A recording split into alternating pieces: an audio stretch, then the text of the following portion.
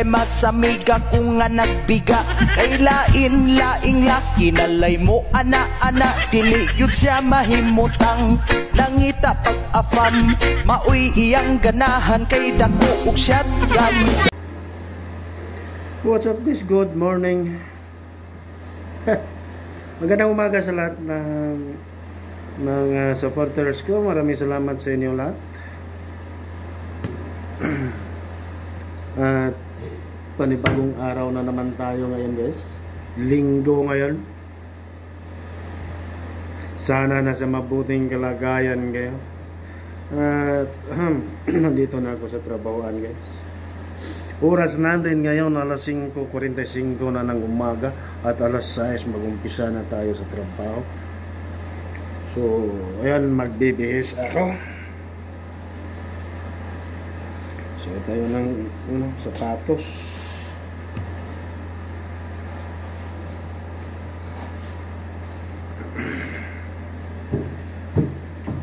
Linggo na naman.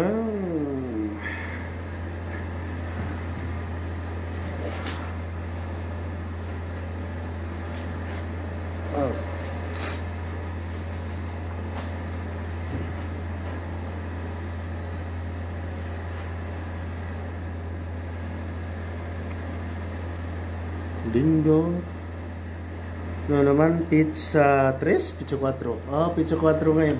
Pizza 4 ng May. No? May na talaga, no? Narito. Hindi yung ano. Dipinsa natin sa ating balat para di mamamalat. Napakainit na kasi ngayon guys. Napakaalikabok, kaya kailangan natin may kunti ka tayong care sa ating sarili dahil construction itong trabaho natin guys. Malikabok talaga. Wala naman tayong ibang nakuha na trabaho. Mahirap lang kasi ako. Dito lang tayo sa construction worker. Kahit wala tayong pinagmamalaki sa buhay, basta mabuhay. Wala na akong pinagmamalaki talaga. Construction worker. Walang problema. Ang mahalaga, buhay.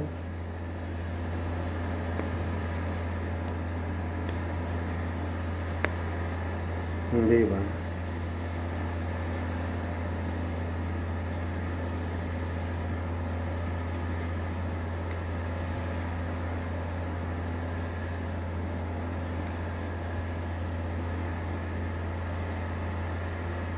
Ang mahalaga, buhay.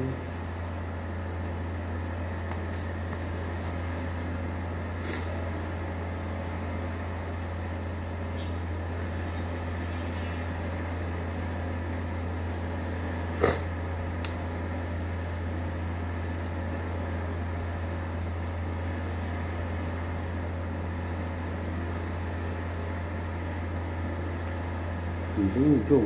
Sa Pilipinas ngayon walang pasok. Linggo eh. Pero dito Biyernes ang walang pasok dito sa Middle East. So ilang taon na ako dito. 2010.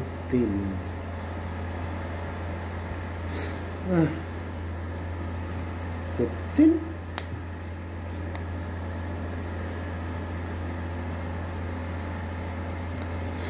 15 years.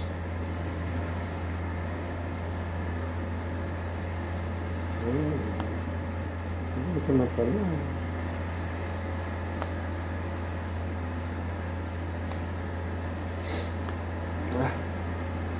Ang mahalaga, buhay.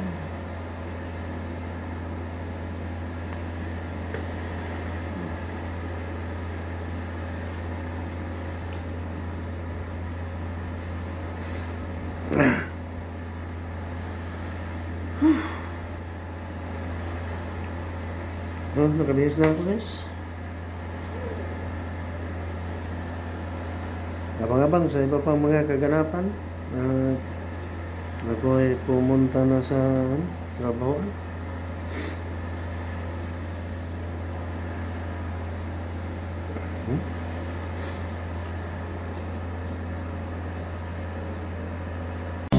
Welcome back to my channel. Ayan, oras natin ngayon alas 7:50 at break time na guys. Kain tayo guys, kain. Mamahaw ta, mamahaw.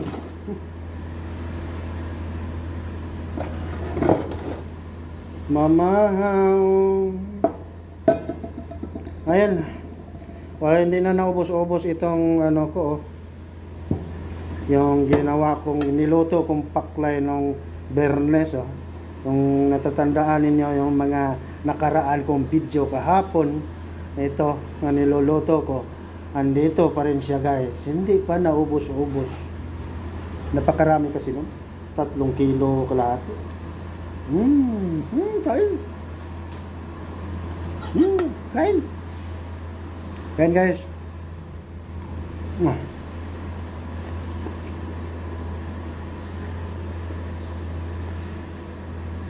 Ang sarap.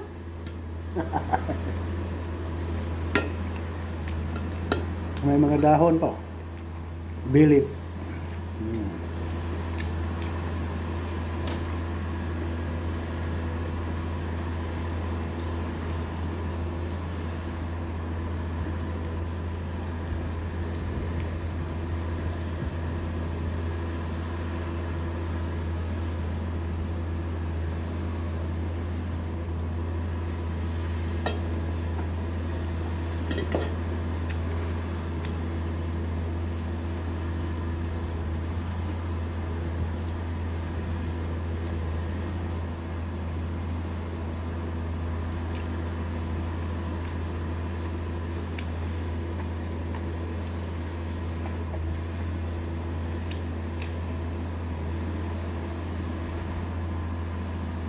Luto kong paklay ng lamang loob ng baka. Ito pa.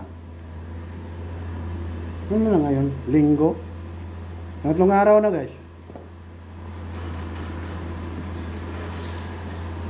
Mayroon pa doon natira.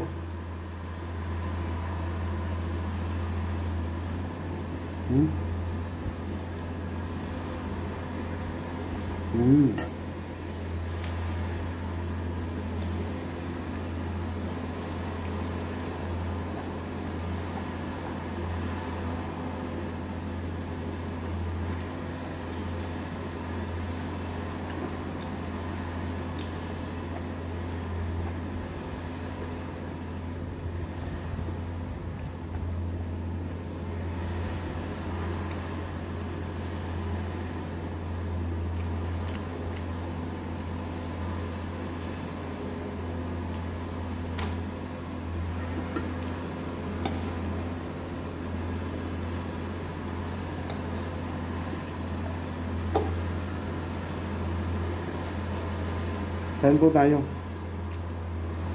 Ano? Gusto niyo ba magkwentuhan tayo?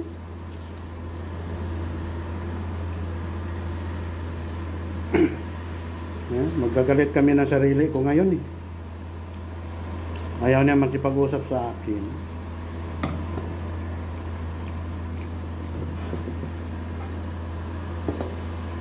Galit-galitan kami ngayon. Bahala siya sa buhay niya.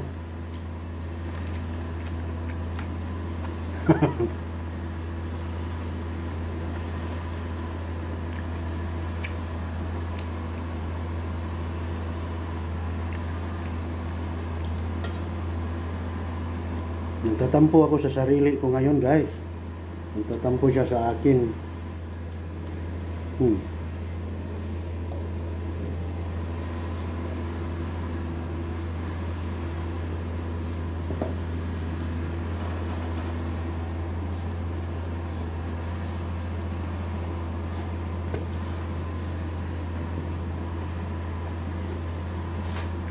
Nalabisan ko paglagay ng ano guys, yung oyster sauce. Yan tuloy, sumarap masyado.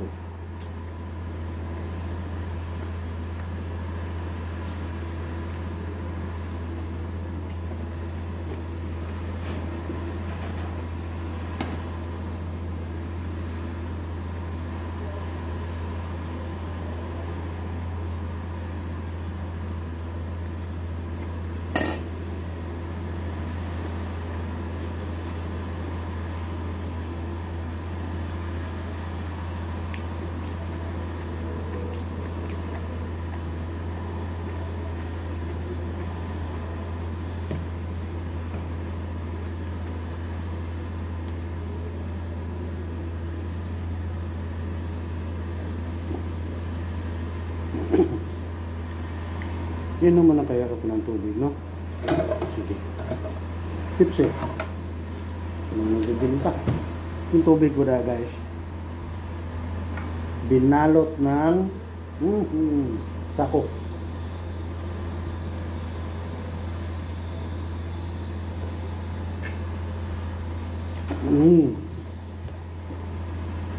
Ang lamig.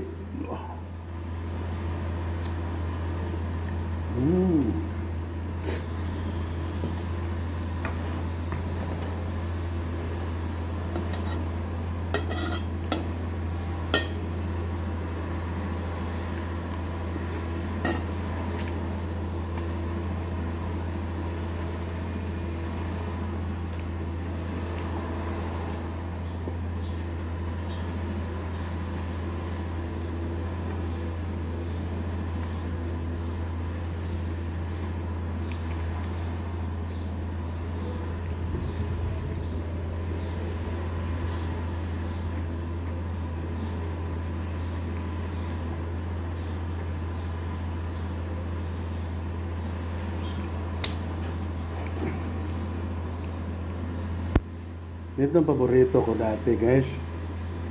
Yung mga ano sa pungko-pungko ba. Mga pritong ganito.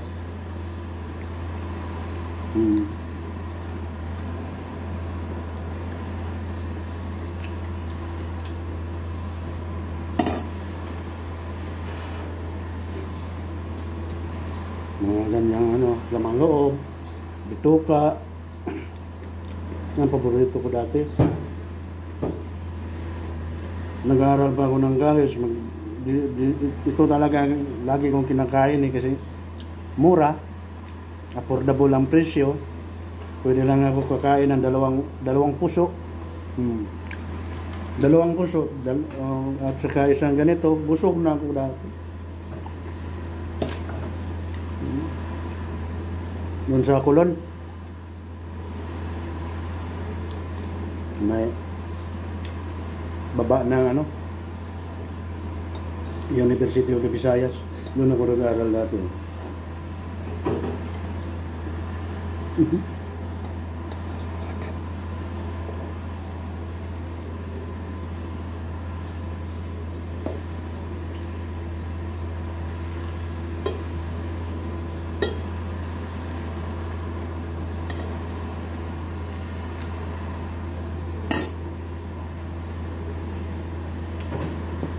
At dahil paborito ko talaga ito, nung nagmukha na akong tao, ngayon,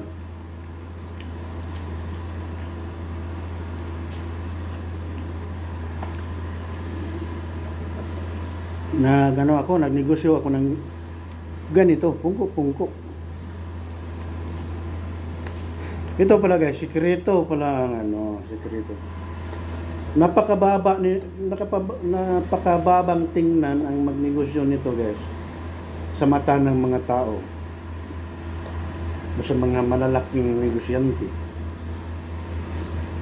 Pero hindi nila alam, mas malaki pa ang kita nito kaysa negosyo nila. Sikreto ang kita nito guys. Kasi mabinta eh. Magluto ako nito dati 100 kilos guys. May malaking malaking kawali. Doon sa Mandawi, may flyover.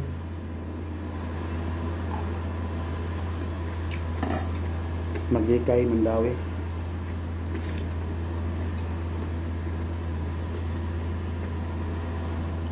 Maubos yan guys, 100 kilos.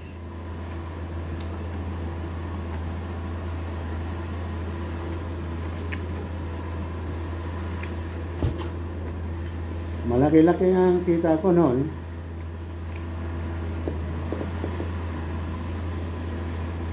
Malaki-laki rin ang gastos. Kasi nalulong ako dati sa Lahat na atang bisyo, pinasukan ko eh. Dahil sa sama ng loob ko sa,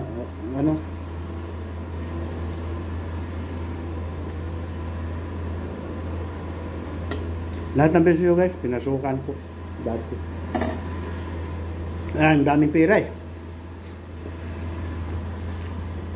Silipin mo nga, mga trabahante, mga tindero ko. Libre yan lahat.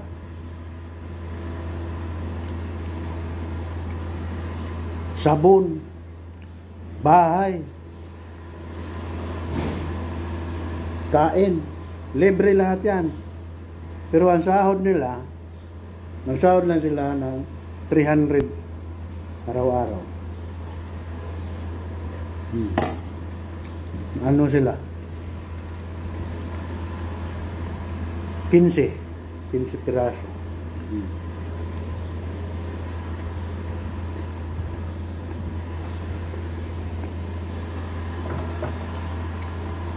Kinsi sila katao.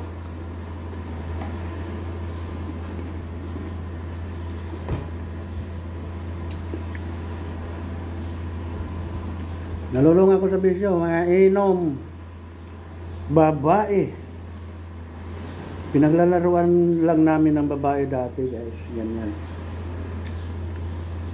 At lubos ko rin ngayong pinagsisihan ko pagdating ko dito sa Saudi guys. Kasi gusto kong ma-rehabilitate ang sarili ko kasi hindi ko naman ginusto mangyari yun. Hindi talaga ako likas na masama, no?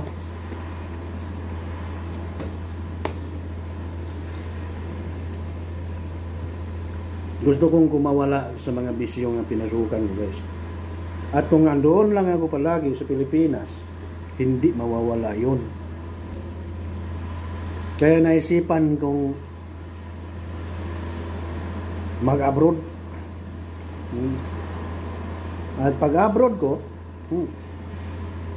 lahat ng mga gamit sa bininta ng asawa ko guys. Pati ang sakyanan.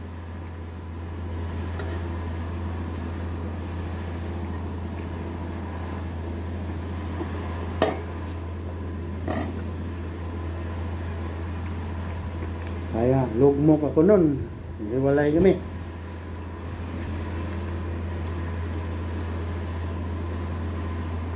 At dito ko napag-isip-isip na mahalaga pala talaga ang buhay ng tao. Mahalaga ang pera. Dapat ingatan at gastusin ng maayos. Kasi pag umiyak ako pagdating ko dito, sino ba namang hindi umiyak? Ang init ng ang init, tago sa katawan mo ang init, tago sa laman. Pero tinitiis ko hanggang nakaabot na ako ng 15 katuig dito.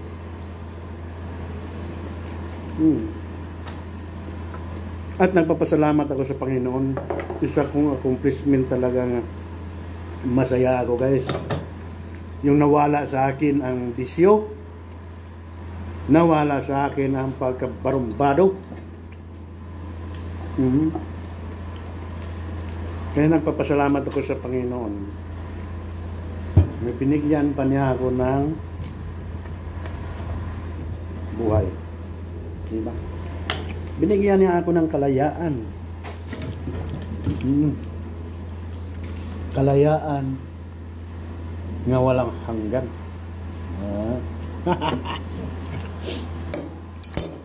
Nabago ko ang sarili ko at lubos kong pinagsisihan na hindi naman pala.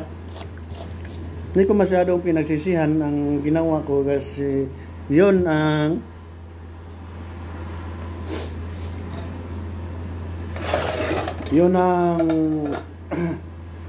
dahilan kung bakit may ginago ako sa sarili ko, diba? At nagkaroon ng gulay ang buhay ko. mga experience sa katarantaduhan, ando na lahat.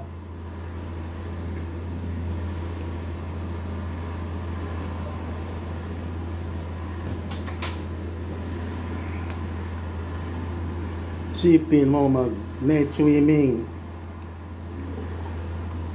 tagdadalawang babae ang dala, bayad yun ha.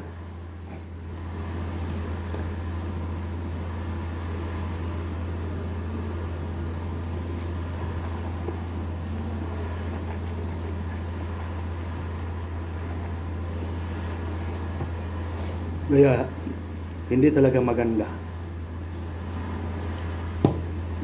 Sabi nga nila, kung hindi ka magkamali, hindi ka matuto. At matinding pag babago sa sarili mo kasi ayaw mo nang bumalik doon sa yung mga nakaraan. Kaya yun. Maraming salamat sa nakaabot sa dulo ng aking video at hanggang dito na lang, tapos na akong kumain. Babalik na ako sa trabaho. Bye-bye. Ingat po kayong lahat guys. Mahal ko kayo.